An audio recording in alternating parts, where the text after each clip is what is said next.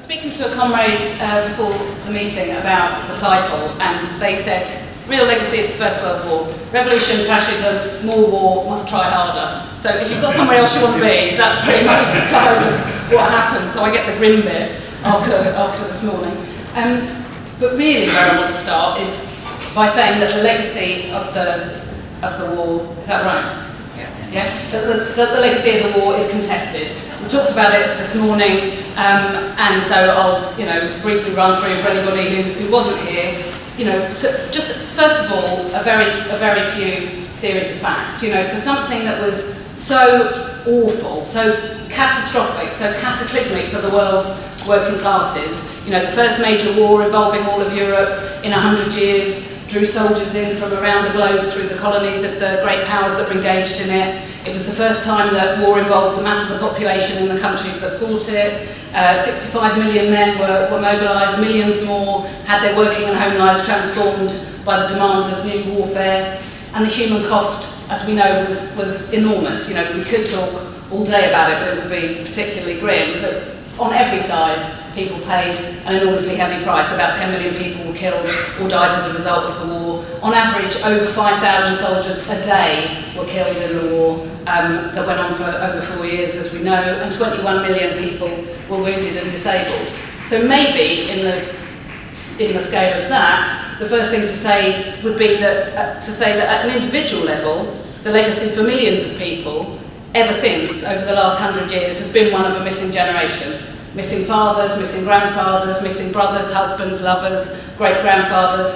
It's very unlikely that there's anybody in this room whose family history was untouched by the war in one way or another.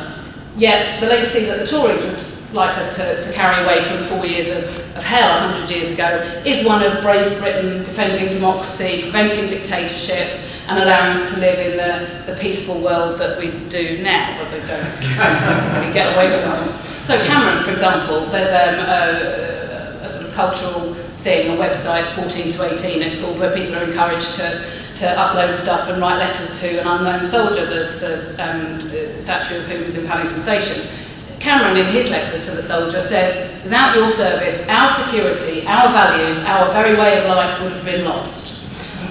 Michael Gove, as we know, nuts on this question. It's important to commemorate and learn from that conflict in the right way. So we can only learn from it the right way. And what he means by the right way is that Britain's role in the world, and I quote, has always been marked by nobility and courage.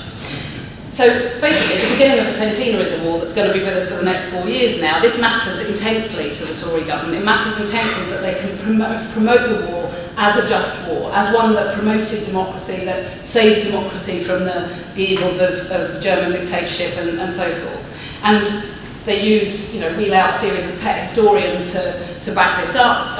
Michael referred to Gary Sheffield's book on Douglas Haig this morning, a man who wrote about the Somme that, the first day of which saw 60,000 British soldiers killed or wounded and still stands as the bloodiest day in the history of the British Army. Sheffield says that in spite of that, in spite of the heavy losses, the British Army emerged from the battle as a much improved effective fighting force.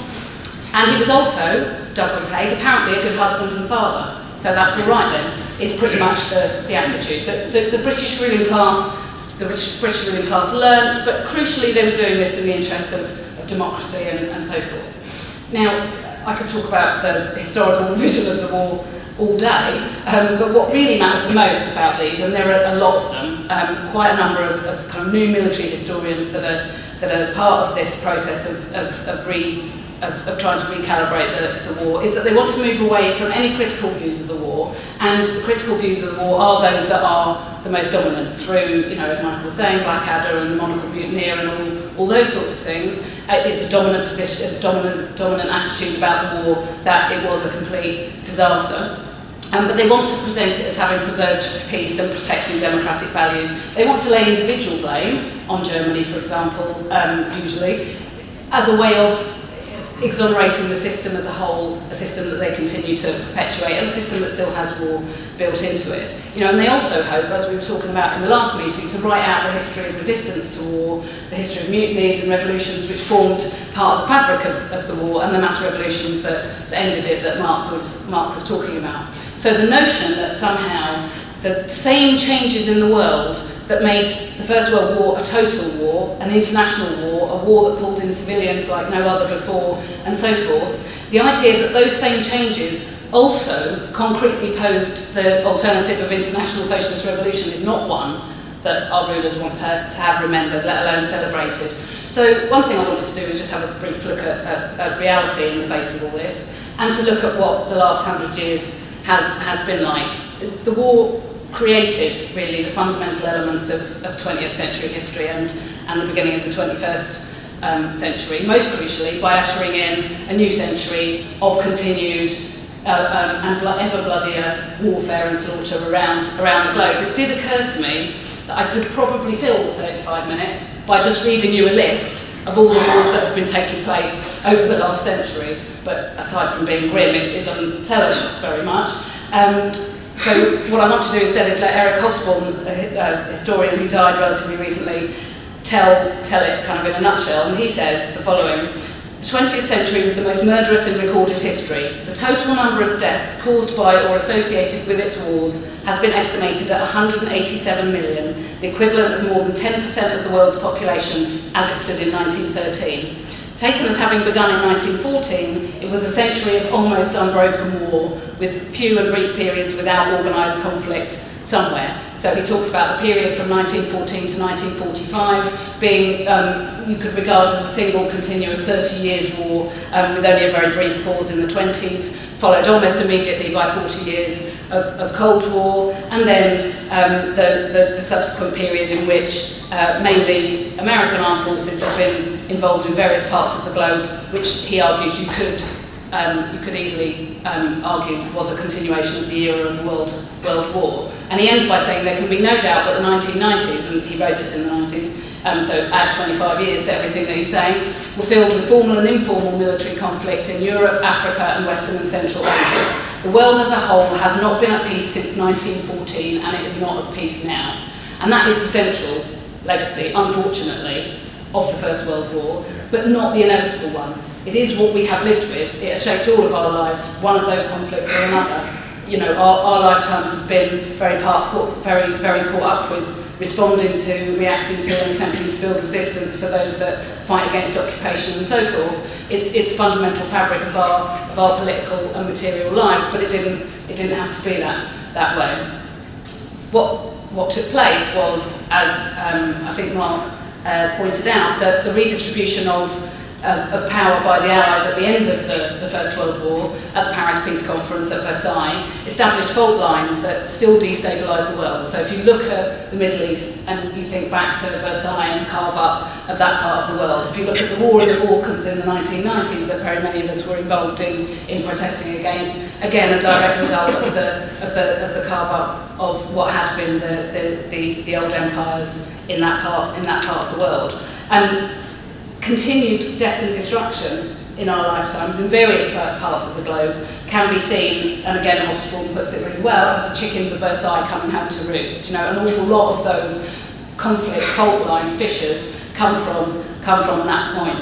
But other aspects of 20th and 21st century history that we take for granted, like the domination of America as a world economic power, for example, the decline of Britain as a world power, the fight for survival of the Russian worker state, the degeneration into Stalinism and so-called socialism in one country, the subsequent destruction and fall of the Berlin Wall, all the subsequent ripples that come out of what took place in Russia and associated states, including, for example, the tension in the Ukraine currently, and so forth. The Second World War, and as Hobsbawm says, the wars that followed it, and the increasing pattern of mechanised wars against civilians, which have simply gone up and up and up since the First World War, are all direct or indirect consequences of the war and its aftermath. But there is a slight problem when we look at it like that, which is that without putting it in the context that we discussed this morning, that makes, in a sense, little sense. It doesn't help us if one war caused a whole series of others. What can we do about it? We can't go back 100 years and undo the fact that it took place.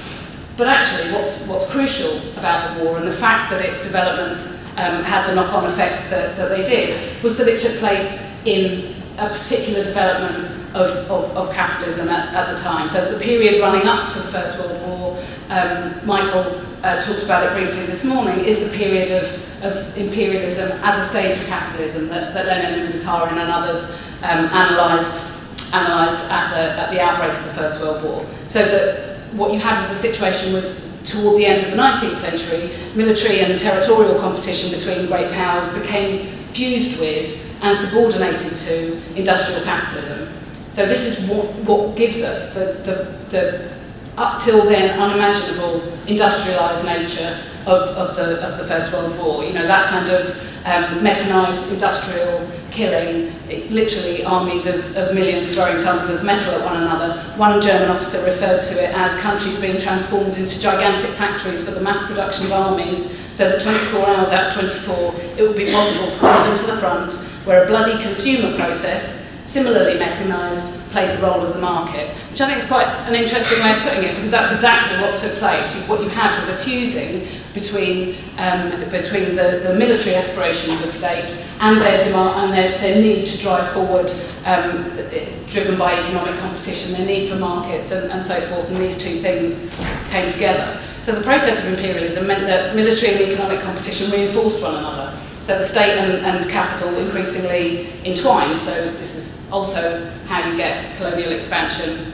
which was well underway by the First World War, which in turn led to the war being genuinely global. So there have been a couple of questions in the last couple of sessions about soldiers who fought from the various colonies. Soldiers from colonies were drafted to fight for their imperial masters. And men died in countries that their grandparents had probably never even heard of. My great-grandfather was from Somerset, was trained in the war in India, and then died in what is now Gaza. You know, completely would never have heard of those places probably if it hadn't been for a war which threw men all over the globe in the interest of chasing after markets, protecting markets, preserving the economic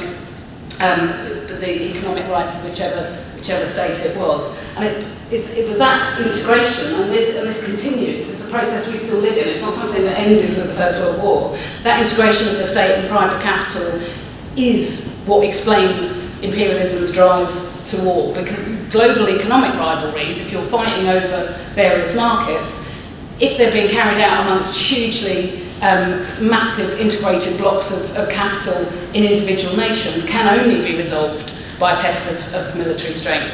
And the war itself accelerated that integration. You know, things like the war economies, when Mark was talking about the extent to which the state was involved in production, and that, you know, all private space was removed really. Everything was to do with the military and war economies, actually, you know, drove that process increasingly. So the state and capital became more and more fused. You know, even more the case during the Second World War, where the state was directing economic life to a much fuller extent, and that itself, in turn, intensified the rivalries and continues to do so, which is why the First and Second World Wars are often referred to as a 30 Years' War, because there was greater pressure on Germany and Japan to resort to force in order to try to get access to colonial markets, raw materials, and so forth. So it's a continuing process that each one of those cataclysms, and the First World War was the first real explosion, continues to accelerate and intensify and drive forward. What's important is that there is an interrelationship between those wider changes, you know, because we can quite easily say the First World War was a result of imperialism, but again, it doesn't go far enough really to explain how the war itself then shaped how those processes were played out, if you see what I mean. So there is an interrelationship between those bigger, wider changes and specific historical events. So the First World War was a logical extension of the development of capitalism at an imperialist stage, but also the events of the First World War, the events which the First World War gave rise to, then fed into an accelerated trends of interpenetration of state and capital, but also led to specific developments that have also played their part in shaping the subsequent history of the last 100 years, the history of many individual nation states and of many collections of workers, communities, and so on. And those developments are really what I want to spend the next bit of time on, and because they're threefold. The first is the obvious development from the First World War. The immediate aftermath was the revolutions that Marx spent the last session talking about. You know, the revolutionary wave was tremendous, was an enormous and horrifying shock to the world's ruling classes, who had been, you know, relatively unshocked by murdering millions of people, but did find that challenge to their supremacy absolutely terrifying. So I'm not going to go through the revolutions, but the revolutionary wave was an absolutely central question, not just for workers around the world, but for the rulers who gathered at the Paris Peace Conference and at Versailles. A central concern of the Paris Peace Conference was not creating democracy and peace for the subsequent 100 years. It was not the promotion of democratic values, as Cameron would have us think of it, but it was about two things: the containment and destruction of Germany and the containment and destruction of the Russian Revolution. And that was the point. And it was that enormous drive to crush at whatever cost the revolutionary wave that was breaking out, which shaped Versailles, and therefore, as I've said, a lot of subsequent history. So Germany was held solely responsible for the war, people will know, forced to pay, you know, vast, absurd reparations. A country on its knees economically lost enormous amounts of people. Obviously, the country was then blockaded, so that ordinary people were denied food. I think an estimated 500,000 more people died in Germany as a result of being starved, literally starved to death by those who had won the war.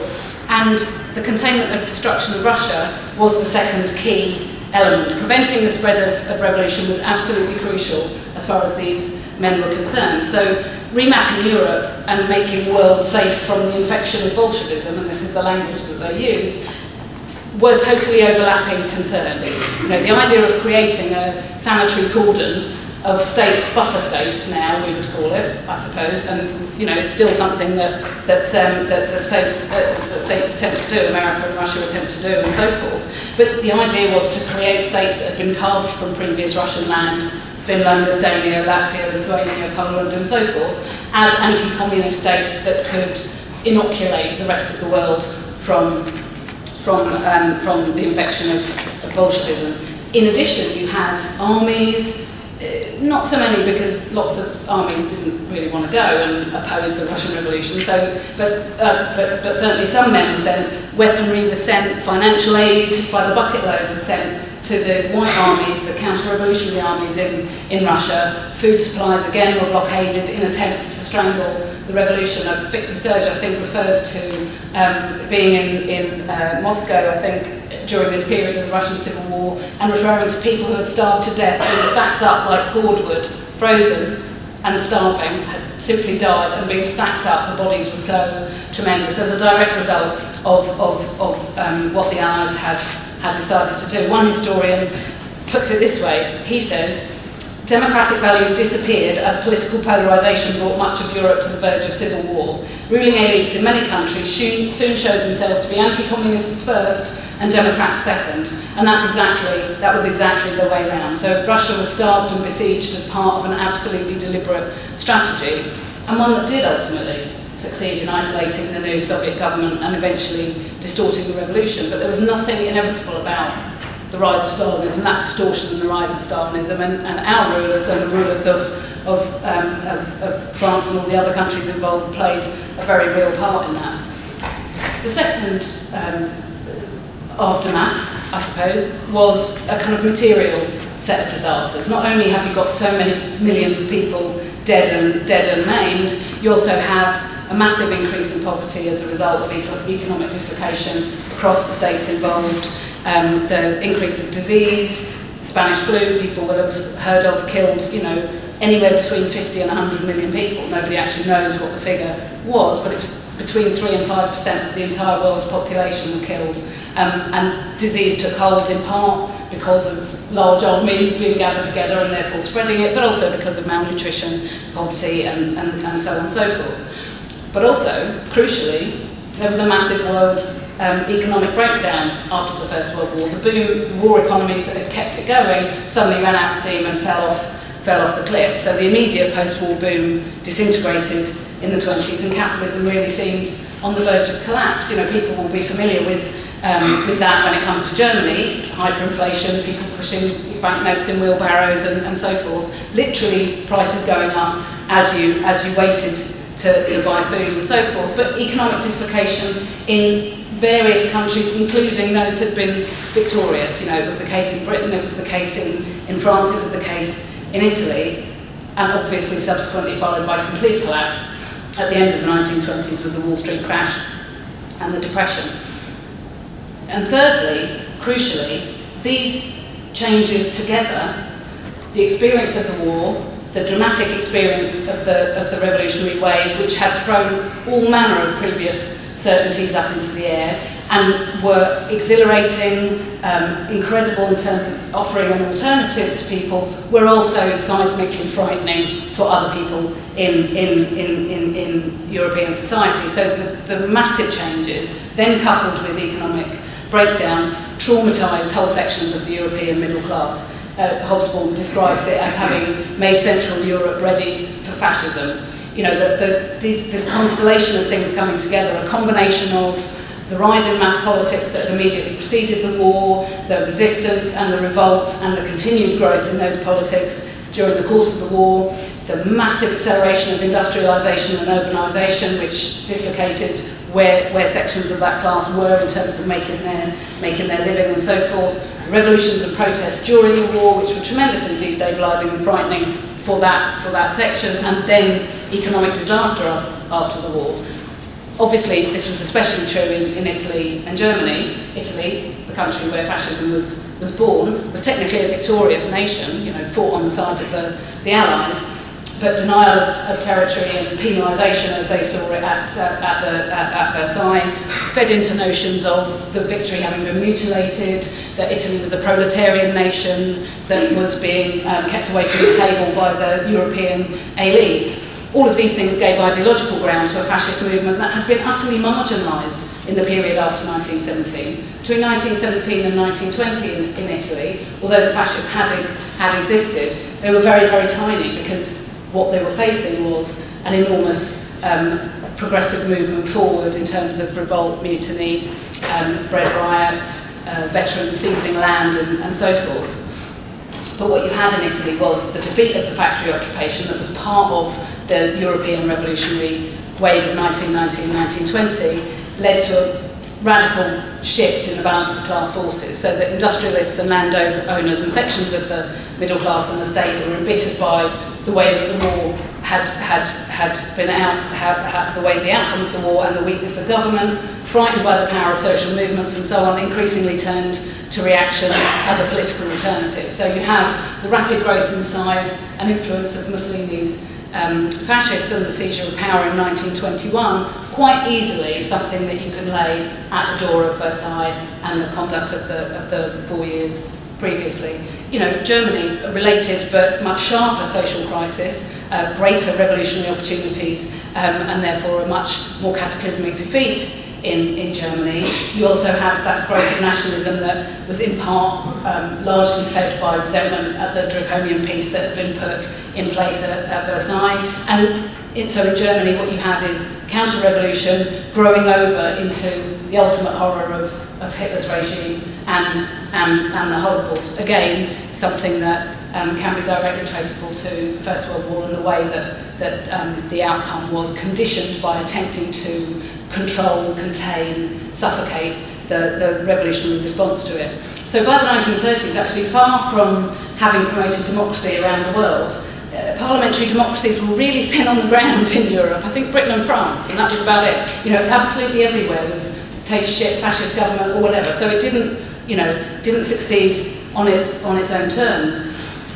But I think what's important to say at this point, to reiterate, I know something that we've been saying throughout the course, but that's because it's important, that although fascism and the century of slaughter that we've lived through subsequently has been the legacy of the First World War, that wasn't an inevitability. That wasn't something that there is a school of history that argues war equals fascism. You know, this is way too crude. You know, it wasn't the case. So you have that constellation of things, means imperialism, internationalism, industrialisation, all the changes that are taking place in capitalism as a whole, as a system, also brought about social changes that have made international socialist revolution a concrete possibility, and made it a concrete possibility rather than a set of ideas for the very first time in history. So, you know, the drawing of enormous battalions of workers into new and expanding factories immensely strengthened the collective power of the world's working classes, but also transformed its nature. Women being pulled into the workforce, mass urbanisation, people being pulled away from the land, workers being collected together in much greater number, and so forth. And this happened tremendously quickly. So, for example, in Italy, the demands of wartime meant that there was a huge expansion in, among other things, engineering, chemicals, steel, and so forth, concentrated in a few cities, Turin, Genoa, and Milan. Enormous profits for the ruling class as a result of this, but at the same time, an explosion in the size of the working class, qualitatively, obviously, altering the way that social conflict took place. You know, there was a complete different set of workers involved, much, much more powerful. In Russia, the same thing. The working class in St. Petersburg and Moscow grew exponentially as the war economies expanded, making the working class in Russia smaller than the peasant class, but immeasurably more powerful than at any previous point. Everywhere, in every country, immediately following the war, trade union membership went through the roof as people have been radicalised by the war. That experience of war, as we were saying earlier, wasn't one in which people leapt from consenting to be part of the war to immediate revolution. There were desertion, mutiny, strikes, conscientious objection, protests in all belligerent countries and so forth. Crucially, what the experience of war, against this backdrop of a massively transforming world that is accelerating those changes, that experience transformed people's consciousness. So two revolutionaries at extreme ends of the possibilities that the war gave birth to, Gramsci and Trotsky, one who was to be imprisoned by fascists and another who was to be the leader of the Red Army, both described in very different countries the changes that were taking part in the heads of millions of workers and peasants who'd been sent to fight. So Trotsky says at one point, bombs, barbed wire entanglements, suffocating gases, and the baseness of those in power has been fashioning for long months the consciousness of several million Russian peasants, and where, along with human bones, age-old prejudices are cracking. Gramsci says, and they didn't know each other, you may or may not know, they had no idea of this, they're writing independently. Gramsci says, 4 years of war have rapidly changed the economic and intellectual climate, vast workforces have come into being, and a deeply rooted violence in the relations between wage earners and bosses has now appeared in such an overt form that it's obvious to even the dullest onlooker. No less spectacular is the open manner in which the bourgeois state shows itself to be the instrument of this violence. As a result, a new class consciousness has emerged, not only in the factories, but in the trenches as well. And that's not an accident that both of them are able to reflect a very similar process, a kind of slow, incremental, painful often, accumulation of grievance, bitterness at something, you know, that en masse you're being made to pay for, that is profiting a small handful of people. And really that's what I think is the most important point about the legacy of the First World War, if you like, that because we know what happened, it's quite easy for, you know, Cameron, Gove and so forth, but even just in kind of common sense, for us to close down the possibilities, the moments of open possibility that did exist in the period. So the course of the war itself, certainly the second half, and the immediate post-war period, was one of wide open possibilities for the transformation of the way that human beings organise and prioritise their needs. So Jeff Ely, a historian who writes very well on this, argued that at the end of the war in 1918, and I quote, the scale of societal mobilisation, the radicalisation of the institutional changes and the turbulence of popular hopes all fractured the stability of existing allegiances, ripped the fabric of social conformity wide enough for big democratic changes to break through. The Russian Revolution was precisely such a big democratic change. Far from the war and the 100 years of slaughter ever since being what has preserved democracy and peace in Europe, you know, this makes no sense. the key point at which democracy and peace in Europe would have been a genuine possibility, and were for a very brief period, was the Russian Revolution, made concrete the hopes of transformation after so much sacrifice, and created, however briefly, the possibility of a war without war altogether, and the resolution of class struggle in the interests of the majority. And just to finish, I think that glimpse of international revolution, the concrete reality of workers and soldiers taking government into their own hands, the myriad different forms of resistance to the war that grew over into a sustained collective assault on the system that created it, however briefly and in however isolated a form, actually makes it a crucial part of the legacy of the war. One that the Tories and all their historians would love to write out, but a crucial part of the legacy of what took place 100 years ago, and one that no socialist should allow to be erased from the history of the war, especially over the next 4 years.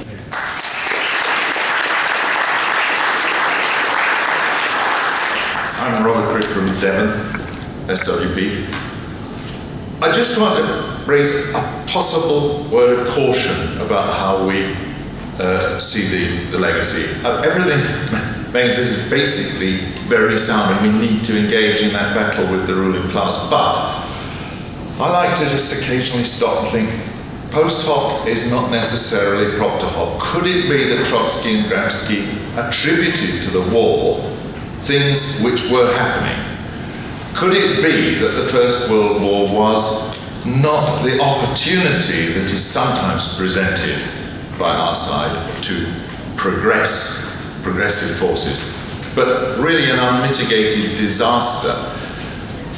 Of course, my schooling has been telling me how horrible it was for the middle classes, European middle classes. And then I've learned, but it was a good thing for the colonial people, it helped to advance the Irish, and it was a great thing for women, etc. And then I stopped and think, was it really? I mean, the women's movement in Britain was powerful, it was moving ahead, they made their progress. And then it split into those who supported the war and were rewarded with the vote, is how I was taught at school, and those who said no. This is an appalling disaster for humanity and for the planet. It's got to be, we have to just consider that possibility. When you read Haman's history of the revolution that failed in Germany, you can't help but think the war precipitated that revolution, but was it not the legacy of the war which helped to defeat that revolution?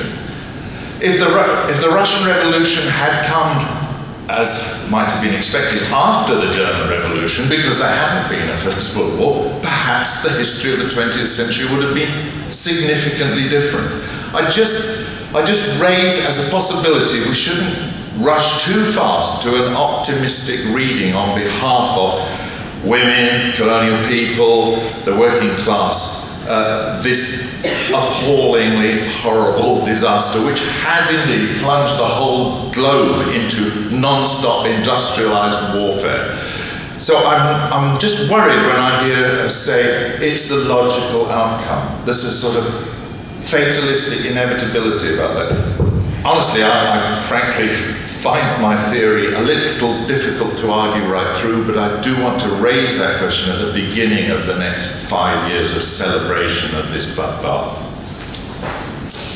Megan talked about the contested nature of the legacy of the war and how right-wing Tory politicians such as Michael Gove seek to legitimise it and say it was a just war, and how he's out there on the question of it. It's not just over war that Michael Gove is out there and fairly, nuts about it. I teach at a secondary school in East London, and I teach languages. And one of the ways in which I'm going to try and put forward a different interpretation of the war and the legacy of it is by linking up with a history teacher in my school next term, so that we can, in French lessons with the kids, we can have a look at the experience of war in France, and also for members of their family who went to fight in France. There's a booklet that's been produced by the local council, which in some ways is quite good, because in it talks about working class soldiers who went to fight in France, and also about what happened in the local area during that time. So there's a place called Valentine's Mansion in Ilford, which was a shelter for Belgian refugees who were forced to flee during the First World War, and looked at the dislocation that they experienced. It also talks about how Sylvia Pankhurst lived in Woodford just down the road during the First World War, which then brings up opportunities to look at how she opposed the war and the work she did in East London amongst working class people, and as a socialist as well as being against the war. And I think that when you look at that, then you can start to see how you can make lessons a bit more relevant for young people and the centenary of the war as well, and also to really emphasise how it isn't just about history lessons, it's about what's happening now. Because if you think about the reality of schools in Britain and of communities generally around Britain, I know that in my school and in schools across Redbridge, there's children from a whole number of different backgrounds, children who have recently come into schools there, who have come from Syria, for example, who have actually experience of war and what it does. And I think in those ways we can try to shift the interpretation a bit forward and allow children and young people to start to question what the legacy is that's being sold to them by Tory politicians. Yeah, just add a little bit about what Megan was saying about the Middle East, really, as we talked about the First World War, because we talk about the Great War for civilization, the war that gave the world democracy. And then we look around the world now and we see what's happening in the Middle East, and the final breakdown of that deal that was done, that carve-up that was made as a result of the war. What happens during the war is basically that the two great imperial powers on the Allied side, Britain and France, see an opportunity in the fact that they are fighting the Ottoman Empire. The Ottoman Empire has clearly, therefore left itself open to be dismantled. And they decide to do that dismantling and to gain from it. At the same time, of course, they have their agent there in the Middle East, in the Arabian countries, trying to precipitate revolt. The famous Lawrence of Arabia, to whom massively too great credit is given for the Arab revolt. But he's there sort of promising all sorts of things and lying like mad to the Arabs, saying, you will have your own country, you'll have a national self-determination Arab state as a result of the taking on the Ottomans. In the meantime, Sykes and Picot, two representatives of Britain and France, get together and draw what one book has described, a line in the sand. They divide the Ottoman Empire up, specifically so that they can dominate those particular areas. They create countries which have never been countries before in order that they could keep that domination. Lebanon, for instance. Lebanon is specifically created so that it will have a continuous majority of Maronite Christians who were seen as being pro-French and therefore under French domination. The borders of Syria, the borders of Iraq, the borders of Kuwait, all of them straight lines, drawn specifically in order to guarantee, the imperial domination of Britain and France, over those particular areas and over their raw materials, their resources, their, in many cases, of course, their oil and so on.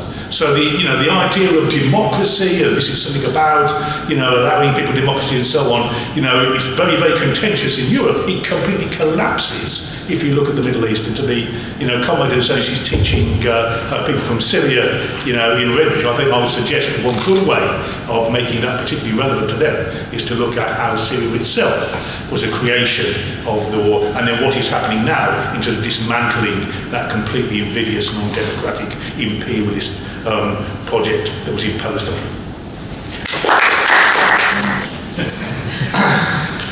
As you said, Megan, there's been a concerted effort to rehabilitate generally as a great military genius. He was never the first choice to be Britain's Supreme Commander. That was Lord Kitchener, in with a finger. And, he died due to his own stupidity. He was on a mission to Norway, trying to persuade them to join the British war effort. But the port had been mined by the Germans. So the captain told me, we got to go back to Britain, and he said, there's no way a German mine can sink a British battle cruiser. Wrong. He went down with the ship. So the General Agent, Lloyd George, he said history would rightly call him, Lloyd George, the butcher's boy, because he had signed on to Haig's plan for Passchendaele, which he knew was an absolutely stupid, idiotic and futile plan. And I knew that they would kill more Germans and the Germans would kill Britons. And it was just insane, and at the end of it, it was a victory, even though 325,000 allies were killed, 260,000 Germans, so it was a Pyrrhic victory, if it was a victory. And after the war, he was reviled as this butcher, this contemptible figure. He only visited the front line once, and he saw an endless corpse and ran away vomiting to the latrines. After that, he never got more than 14 miles near the front. And he was basically thousands of men to be slaughtered. But he was convinced, though, that when he died, he would be revered as the military genius, the winner of the war. So he left money in his will to have a bronze statue cast. And he thought that it would be erected in Trafalgar Square, that empty plinth. And so after he died, the statue was cast, and his family offered it to the Greater London Council, and they turned it down because of the public outcry. They offered it to Bristol City Council, but the public outcry, they turned it down. So it went to Clifton School, but some parents objected. So instead of being put in front of the school, it was put in a courtyard at the back, in between the changing rooms and the latrines. Lastly, this was stuck in the latrines. It's coming followed by the comment at the back.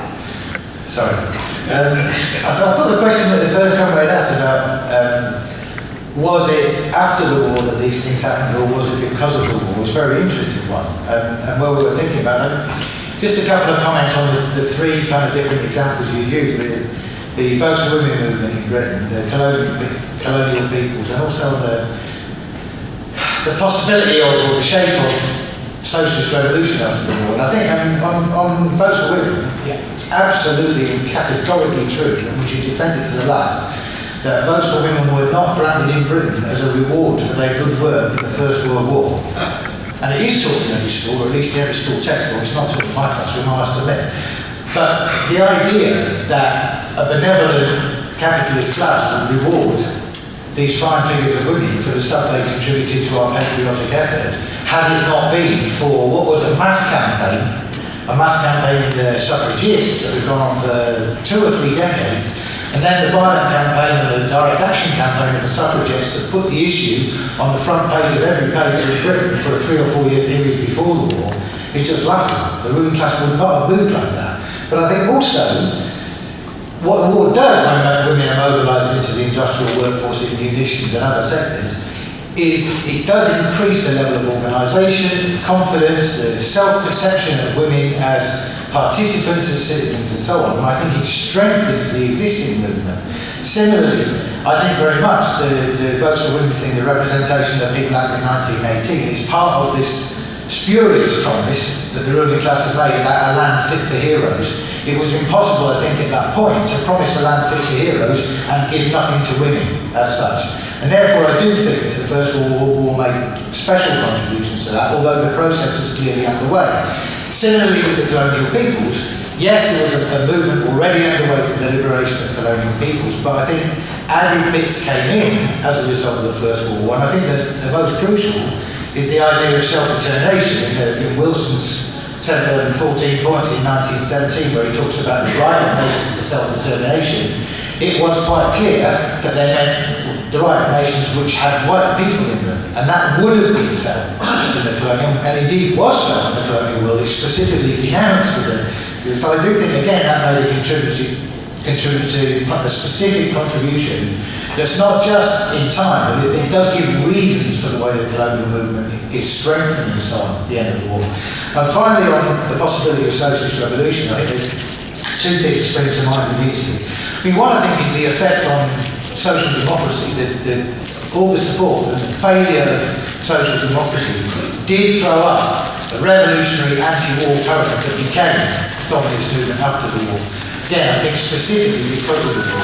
And similarly, the model of transition, the model of insurrection, the Russian Revolution or whatever, of the German Revolution, I think more important, it was not the model that most socialist parties were working towards. And yet, because of the war, because of the Kiel Mutiny in the German Revolution, and because of the model from Petrograd, it became a possibility in the sense that people had seen it done, and they'd seen it done specifically because of the events of the war. I think actually more importantly in Germany than in Russia.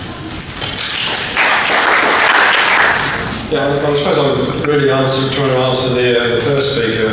So I think Megan at some point in the talk said, to quote, the interrelationship between circumstances which created the war and the way in which the war influenced the development of world capitalism and the opposition of world capitalism.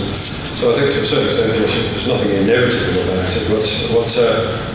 What we can say is it couldn't really predict what would have happened if there hadn't been a World War I, but speakers in the previous meetings have said that if it hadn't been triggered by the assassination of the Archduke, then it was almost inevitable that it would have been triggered by some other circumstance because it had been brought about by the intense competition and rivalry between the rival imperialists. So I think it's only the other thing that clearly needs to be said is only the subjective intervention of the working classes in Russia and in Germany and in other countries that brought the war to an end and brought the world to the brink of world revolution that regrettably not carried through. So I think the character of the 20th century is forged by the survival of capitalism and the defeat of the revolution movement. I think that's what Megan's trying to say, that is the real legacy, unfortunately, of World War I. Yeah, I don't think that we're trying to say that the revolutions took place because the war was a good thing because it led to the revolutions and women's votes and stuff like that. Which I think, if I understood the first speaker, that was kind of some part of what you were saying. I think if you want to go back to the kind of the system itself, the capitalist system creates its own gravedigger. That is what Marx argues. And actually, in other words, a system of exploitation of the working class actually creates a gravedigger. And the contradictions in that mean we don't actually celebrate the exploitation of the working class. We don't say, oh great, that's fantastic, therefore we'll have more of that, and that's because it's got a gravedigger at the end of it. And the same thing really with the war. If you think about the contradictions of the war, the contradictions of a slaughter, which we're totally opposed to, and there's no argument there. We say the First World War was a mass slaughter for the imperialist gain. That was it. There's nothing else to it. We don't say, oh, therefore, and oh, by the way, there was a revolution at the end of it, and women get votes, and the rest of it, women go into the workforce, and therefore it's quite a good thing. We don't say that at all. We say it's a load of old, this was a terrible, horrific war, and the contradictions in it, though, are the contradictions in the system. It's not something which, it's not, we don't talk about socialism coming out of the system we live in any other way. We talk about it because socialism is a product of and against the system. We're against what the system does to people, and we've got an alternative, the alternative being socialism, which only can come from a revolution where people actually fight back against that system, just like people were fighting back against the slaughter of the First World War. Thanks for everybody who contributed. Just a couple of small points first. On what Jackie was saying, I think this is tremendously important, really, that what takes place in schools for the next 4 years, how children are taught about the history of the First World War and what kind of old Tory standards are demolished. The more this happens, the better. I think it's a brilliant idea to get kids to look at the area of the world that they're from, what took place in the First World War, and so forth. Anything that is, creatively and imaginatively linking children up also with their local communities, because in every single area, I live in a very small town, actually there have been a series of local history societies running commemorations that are largely speaking based on people talking about the experiences of their own families, very little triumphalism there. Actually most working class people's experience of the war and the way that they articulate it is not one that fits in with Gove and Cameron's picture. And I think everything that can be done to make those connections at a local and kind of individual level is vital, because it is very important actually that they don't get away with it. Not in part because it would be the most disgraceful answer to the millions of people who died, to allow their picture of this being portrayed as a just war to triumph, but also because the way that they are trying to do it is in order to patch up and rehabilitate their entire system, to rehabilitate imperialism, to rehabilitate the notion of continual consent and continuity over that of revolt and revolution. So everything that can be done, wherever people are, I think should be. And I think, the more that the thing goes on, we've got four long years of it to go on. Don't go there, but we've got 1917 coming up. Each year will bring different things that we can talk about, different stages in the war, different points at which the alternatives were made possible. So that's the first thing. The second thing was just a very short point on nationalism and the right of self-determination in the 14 points. It's only because the rights of individual nations to self-determination is, I assume this goes without saying, a good thing. We need to be a little bit careful about the fact that that might have been Wilson's aim, because it wasn't. Nationalism was very consciously stoked as part of carving up national states as a bulwark, as a barrier, as an alternative and an opposition to the internationalism that was being exposed by the Russian Revolution that workers across Europe were attempting to embrace. It was very, very conscious. Now, as a result of people taking, this is the problem, of course, isn't it? Saying, what you really want is nationalism, you don't want internationalism. The problem, of course, is then, be careful what you wish for, because then people took that at face value. It was like, great, good, okay, so self-determination, more conflict for the powers that have done it in the first place. Good, absolutely brilliant result, but we just need to be a little bit careful that wasn't the point of it. But lastly, just on the kind of substance of the thing, I'm the last person, and I hope I didn't give any impression that the war was anything other than an unmitigated disaster. Clearly there's nothing to celebrate in that degree of slaughter. What Gramsci and Trotsky are really pointing to when they're looking at the changes in working class consciousness, the changes in peasant consciousness during the course of the war, is they're pointing to the fact that this utter cataclysm that the world socialist movement had utterly failed to oppose, with a couple of honourable exceptions, that was people's reality. It was what was happening. People were dying at a rate of 5,000 a day. This was real. What they were pointing to was that there were changes taking place in the way that individuals thought about the world, thought about the war, thought about their place in it, that were beginning to come together in a mosaic of some possible resistance that could end the war. If you were a socialist in the middle of the First World War, you just wanted it to end. The idea that it could have been prevented was lost to you. Do you know what I mean? You have no choice at that point. You have to try to organise for how it can be ended. And what they're pointing to there is that even in the worst of circumstances, even when workers are being sent to kill one another across national lines, something that would seem to break entirely the prospect of international revolution, even in the course of that horror, people were incrementally starting to find a new collectivity and a new set of voices that was in part brought about by what the war was doing to people. It did also forge in a weird way, and this isn't to say that it represents great opportunity, because it's not really not about to argue that just hanging there for the next World War, comrades, and there might be a revolution at the end of it. It's really not the way to go, especially not the next one.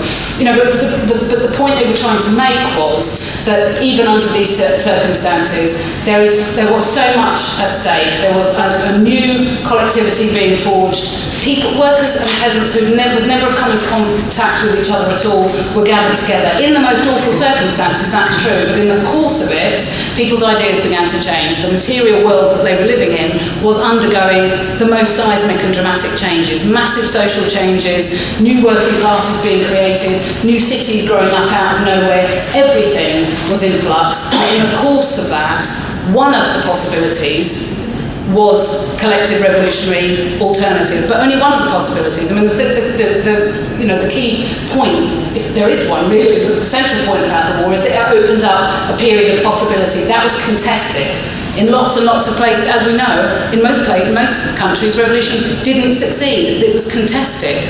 In Italy, people were some look into the fascists, some look into the workers' council and so forth. It was continually contested. It was only in Russia, it was only where you had individual socialists who were, gathered together, had connections, long-term networks, long-term relationships with workers and with soldiers and so forth, who were able to coalesce the thing and to provide leadership. So it's not at all to argue that war is a precondition for revolution. We need to be careful about arguing that. It's just to say that war is, and I wish this wasn't the case as well, but is a logical extension of the way the world is organised. It is it runs through the system like a stick of rock. Imperialism, capitalism, at the stage that it has now been at for the last 100 years, equals war. It's one of the most pressing and profound reasons that I can think of that anybody should be a socialist.